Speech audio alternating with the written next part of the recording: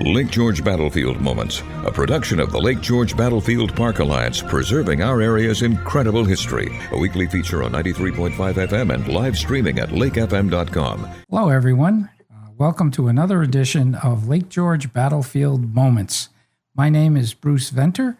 I am a trustee of the Lake George Battlefield Park Alliance and also the CEO of America's History, LLC. We do history tours and history conferences. Today we have the author of the definitive biography of Dr. Joseph Warren.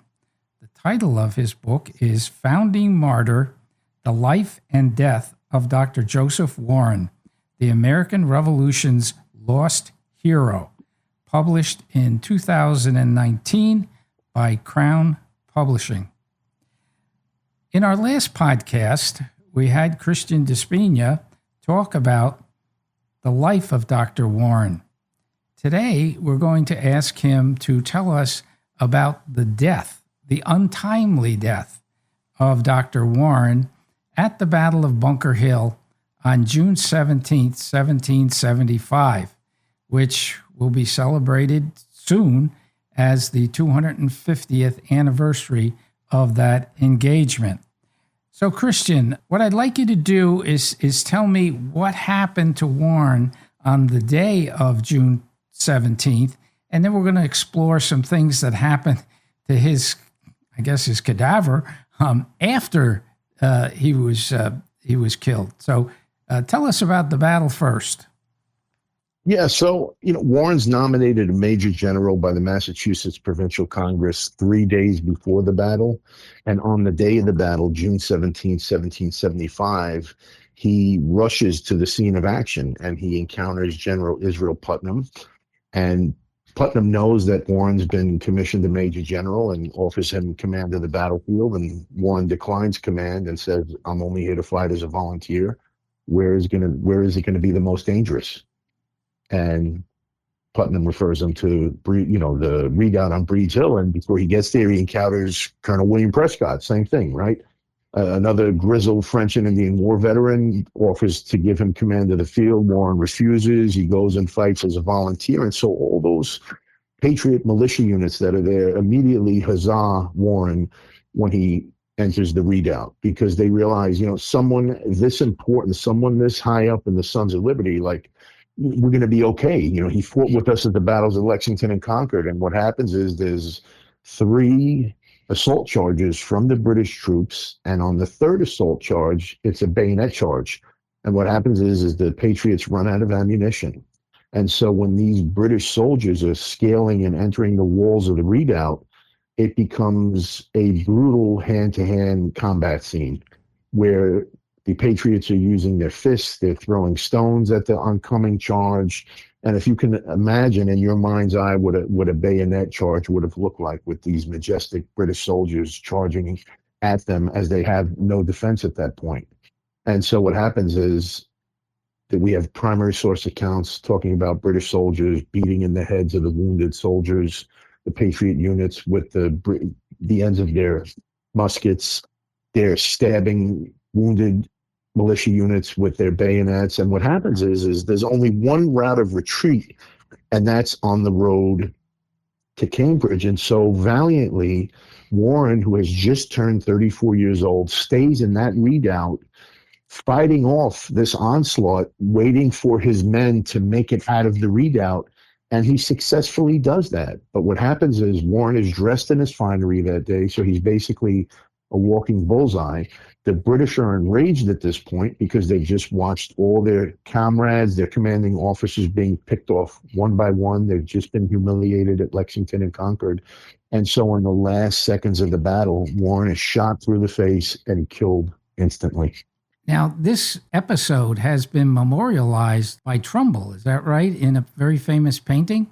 Right, you'll see it all over book covers and museums, on T-shirts, memorabilia. It's one of Trumbull's more famous paintings, and it depicts Dr. Warren in this Pietà-like pose in the moment of his glory, where he's on the ground and there's a British soldier about to run him through with the bayonet, and there's another soldier that's directing the bayonet away from him as if to save him. But again, this painting sort of immortalizes Warren, but it's painted over a decade after the battle. Trumbull was not at the battle, and obviously, Warren was killed instantly by that musket ball shot to the face, and he was wounded before that. So he's sort of parrying these sword and bayonet thrusts with his own sword, and he's already used his pistols ammunition, his musket ammunition. So I think that was one of the misguiding points of that battle, is that when you read a lot of source material prior to my book, they almost made Warren seem like sort of a cheerleader. And what gets lost in translation is that no, he shows up fully armed and is engaged in the battle, killing British soldiers and British officers. I think there was more than half of the British officer corps was decimated that day. And so this battle, Bruce, this battle of Bunker Hill produces the most casualties of any other future battle throughout the entire American Revolutionary War. So it is the starting point. It is the first pitched battle of the American Revolution. And even though the Patriots lose this battle, it has consequences for future battles. Yeah, I just want to point out to our listeners that the officer who is trying to save Warren in a way and deflect the bayonet is Major John Small, who had prior service in the French and Indian War, but then is involved with lawsuits against Ethan Allen and the Green Mountain Boys up in Vermont. So it's a very small world in the 18th century, and we should be aware of that, I think. Everybody knew someone. I absolutely agree. So let me so Warren is dead on the ground, and then what happens? Mm-hmm. So we have two primary source accounts from British soldiers claiming that Warren was beheaded on the battlefield. And so, but what we do know with certainty is that Warren's corpse was horribly mutilated with bayonet stabs and sword stabs, and he's stripped of all his personal possessions, which includes a family Bible. He's stripped of all his clothes, and he's dumped in a shallow ditch that's about 3 feet deep next to another Patriot soldier. And that's where he's buried for the first 9 months. His body isn't exhumed until April of 1776, after the British evacuate Boston when the siege is broken. And then what happened? So, in the days following the battle, there's so much rumor and innuendo. People refuse to believe that someone as important and high standing as Warren would have actually participated in the battle. And so there's rumors that he's captured. There's rumors that he wasn't there. There's rumors that he's killed.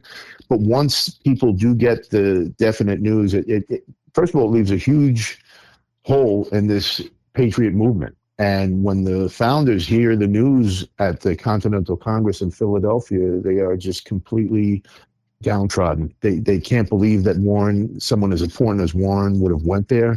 So like I said, his body remains on Breed's Hill for 9 months. Warren's brother, John Warren, is given permission by General Washington, who's been, as you know, Bruce, he becomes the commander-in-chief of the Continental Army, and John Warren is given permission to go onto Breed's Hill.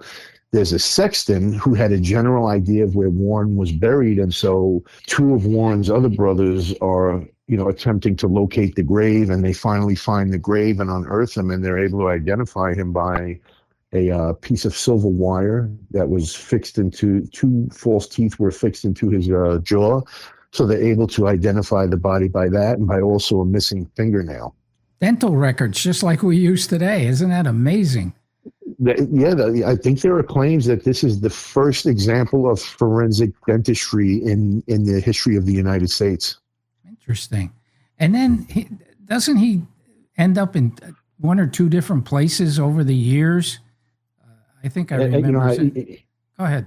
The way I describe it is he's the most migratory corpse of all the founders. So he's removed from Breed's Hill in early April of 76, and he's laid to rest after a ceremony. There's a Masonic ceremony for Warren at King's Chapel in Boston, and then he's buried in the old Granary burial ground. And then 50 years later, his nephew, Dr. John Collins Warren, removes Warren's body from Old Granary across the street to St. Paul's Chapel in an underground crypt.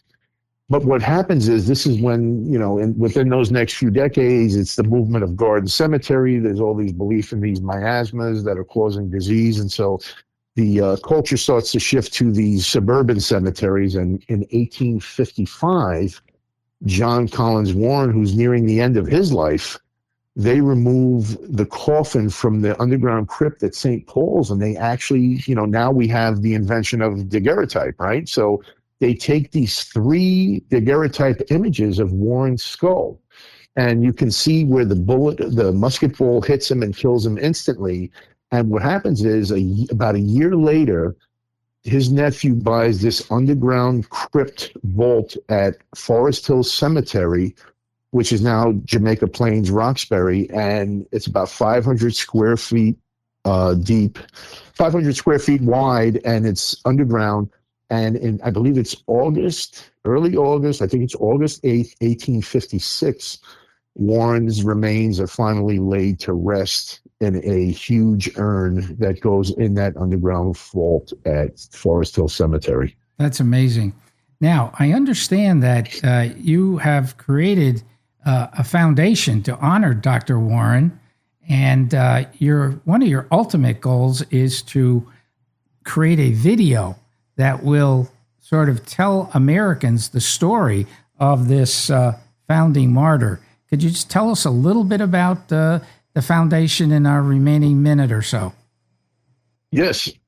So we created the Dr. Joseph Warren Foundation, which is a nonprofit, and we have several goals, one of which being education, scholarships, but one of our main goals is to create a documentary on the life and death of Dr. Joseph Warren, and we are inching closer to that finish line. We actually had a trailer made for the documentary that Academy Award-winning actor Richard Dreyfuss hosted and narrated, and it's going to be a groundbreaking documentary because we're using nothing but primary source material to have this film as accurate as possible, and we're trying to coordinate it with the big 250th of the nation's birthday, where we can showcase this to a national audience and educate them on how important Dr. Joseph Warren was, because we often say that really without Warren's resistance activities, would there have even been a Declaration of Independence or United States of America? So if anybody wants to learn more about the work we're doing or the documentary or how to donate, they can visit www.djwf.org. That's great information, Christian. You've convinced me that you're the world's expert on Dr. Warren. I hope most of our listeners will agree. And we're going to sign off now. Thank you for listening to Lake George Battlefield Moments with Christian Di Spigna. Thank you, Bruce. I appreciate it. Lake George Battlefield Moments, a production of the Lake George Battlefield Park Alliance, preserving our area's incredible history. For more on this topic, check out the Lake George Battlefield Park Alliance podcast, a weekly feature on Lake FM 93.5 FM and live streaming at lakefm.com. For more information, go to lakegeorgebattlefield.org and tune in every Saturday morning for Lake George Battlefield Moments.